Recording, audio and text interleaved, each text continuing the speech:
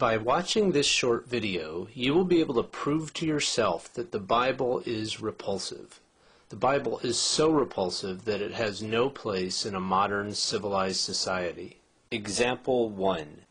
The vast majority of Americans believe that God exists, that Jesus is His Son, and that God Himself gave us the Bible and the Ten Commandments. In fact, Supreme Court Justice Scalia has said that 99% of Americans believe in the Ten Commandments. He has also said, what the commandments stand for is the direction of human affairs by God. If 99% of Americans believe in the Ten Commandments, then how can the Bible be repulsive? It's because they've never actually read the Bible. Let's take the fourth commandment as an example. It says, "Remember the Sabbath day and keep it holy. For 6 days you shall labor and do all your work. But the seventh day is the Sabbath to the Lord your God. You shall not do any work." This sounds simple enough. God has commanded that no one will work on the Sabbath day. But let's look at reality in America. Walmart is open on the Sabbath, and so is Target. Best Buy is open on the Sabbath, and so is Circuit City. Home Depot is open on the Sabbath, and so is Lowe's. In fact, millions of businesses in America have employees working on the Sabbath. Even Family Christian Stores has employees working on the Sabbath. So this is a clear-cut situation. God has told us not to work, yet we work. What should we do with everyone who breaks the fourth commandment? Here's the fascinating thing. In the Bible's book of Exodus, the same book that contains the Ten Commandments, the Bible tells us what we should do with everyone who breaks the fourth commandment.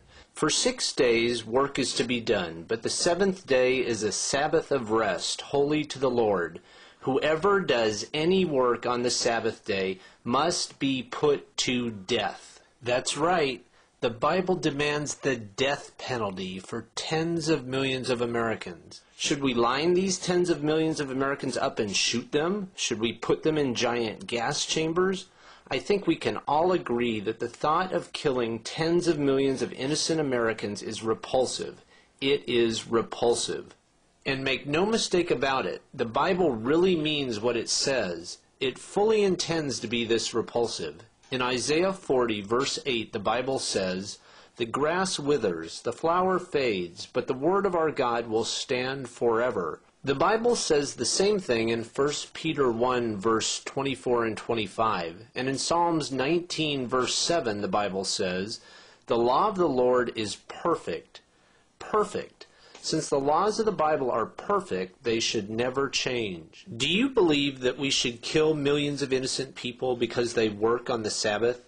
If not, do you want a book this repulsive to be quoted in public? Do you want it read to children? Do you want it used in our courts of law? Example 2. The Bible wants us to kill most Americans. For example, the first commandment says, "Thou shalt have no other gods before me." What are we supposed to do with everyone who doesn't believe in God? We are supposed to kill them. Deuteronomy chapter 17 says, "Take the man or woman who has done this evil deed to your city gate and stone that person to death." Deuteronomy chapter 13 says that if a town doesn't believe in God, you must attack that town and completely destroy all its inhabitants, as well as all the livestock. And Leviticus chapter 24 says, "Anyone who blasphemes the name of the Lord must be put to death. The entire assembly must stone him." The Bible is extremely clear on this. We must kill everyone who does not believe in God. Now, if you are a thoughtful, intelligent person, you're starting to realize something. The law of the Lord is not perfect. It is repulsive. Example 3 is really simple. All who curse their father or mother must be put to death. So is example 4. If a man commits adultery with another man's wife, with the wife of his neighbor, both the adulterer and the adulteress must be put to death. And so is example 5. If a man lies with a man as one lies with a woman, both of them have done what is detestable. They must be put to death. According to the Bible, we need to kill tens of millions of innocent Americans. Plain and simple, this is repulsive. The idea that people would walk around carrying a book that demands the death of tens of millions of innocent people is repulsive. Here's another example of the Bible's idiocy. Rebellious teenagers should all be killed as well. Here's what the Bible says. If someone has a stubborn and rebellious son who will not obey his father and mother, who does not heed them when they discipline him, then his father and mother shall say to the elders of his town, This son of ours is stubborn and rebellious. He will not obey us. He is a glutton and a drunkard. Then all the men of the town shall stone him to death. Example 7 comes straight from Jesus. In Matthew 18, verses 7 through 9, Jesus says, If your hand or your foot causes you to sin, cut it off and throw it away. It is better for you to enter life maimed or crippled than to have 2 hands or 2 feet and to be thrown into eternal fire. And if your eye causes you to sin, gouge it out and throw it away. This passage is repulsive on at least 3 different levels, but let's focus on the first one. Jesus is an idiot. Cutting off your hand or gouging out an eye accomplishes nothing. If you are having a problem with unproductive behaviors, what you need to do is talk with a counselor or see a therapist. Self-amputation is absurd and repulsive. Example 8. The Bible's absolute sexism is well known and it is repulsive. Here are 2 examples. Women should remain silent in the churches. They are not allowed to speak, but must be in submission, as the law says. If they want to inquire about something, they should ask their own husbands at home, for it is disgraceful for a woman to speak in the church. Let a woman learn in silence with all submissiveness. I permit no woman to teach or to have authority over men. She is to keep silent. We can find dozens of verses that are just as sexist throughout the Bible. The Bible's sexism is both ridiculous and repulsive. Example 9.